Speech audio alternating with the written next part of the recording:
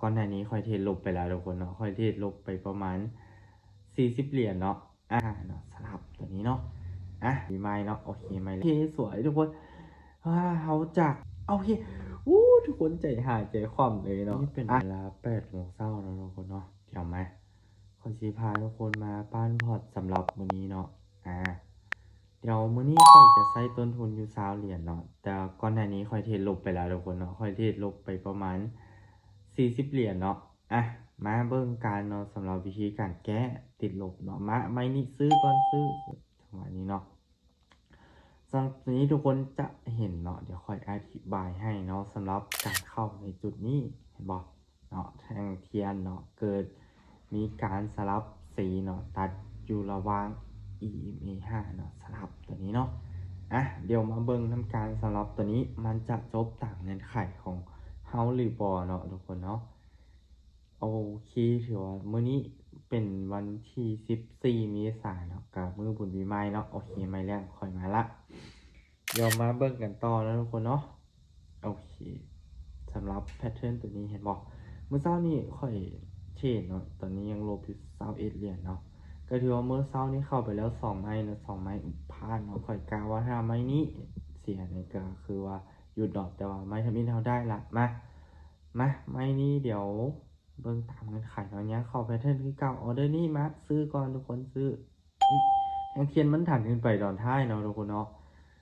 สำหรับไม้นี้ถ้ามันลงมาตามกรอบแนวรับตัวนี้เนาะทุกคนเห็นบ่อันที่ค่อยตีเส้นไว้2เส้นนี้ก็ถือว่ามีโอกาสที่มันจะผลักดันราคาขึ้นเนาะค่อยว่าเบิ่งจากแฮงซื้อที่พยายามผลักดันเข้ามาแท่งในช่วงแท่งก่อนหน้านี้เนาะ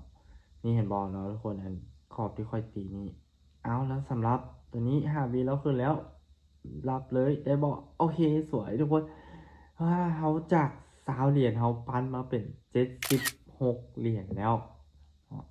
ค่อยไปอยู่ที่2ไม้เนาะแต่ว่าเฮ็ดสไตล์ Winning Martingale นี่กำบ่มีกำไรแล้วเนาะจากมื้อเช้านี้ลบ40เหรียญตอนนี้ค่อยคิดว่าเขาสิไปต่อบ่เนาะถ้ามันยังแฮงซื้อยังมีหลายเนาะมาทุกคนโอเคเอาเดี๋ยวนี้ซื้อเลยเนาะค่อยซื้อเลยมาเบิ่งนำกันเนาะโอเคตัวนี้มันหลุดขอบแนว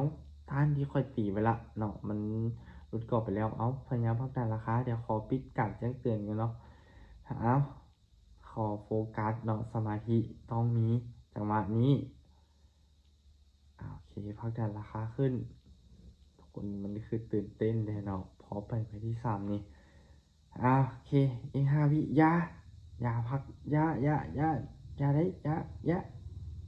โอเคทุกคนใจหายใจคว่ำเลยเนาะถือว่าจาก20เหรียญเขาพันมาเป็น148เนาะจากเมื่อเช้านี้ลบ48ตอนนี้กำไรอยู่88เนาะสำหรับการเทรดรอบนี้ของข่อยเนาะถือว่าสำหรับการเทรดรอบนี้เนาะข่อยอยากแนะนำทุกคนว่าการเทรดเนี่ยเป็นอย่างที่มันมีความเสี่ยงเนาะฉะนั้นค่อยบ่ไปต่อละค่อยพอแล้วเนาะกำไรค่อยหลายละ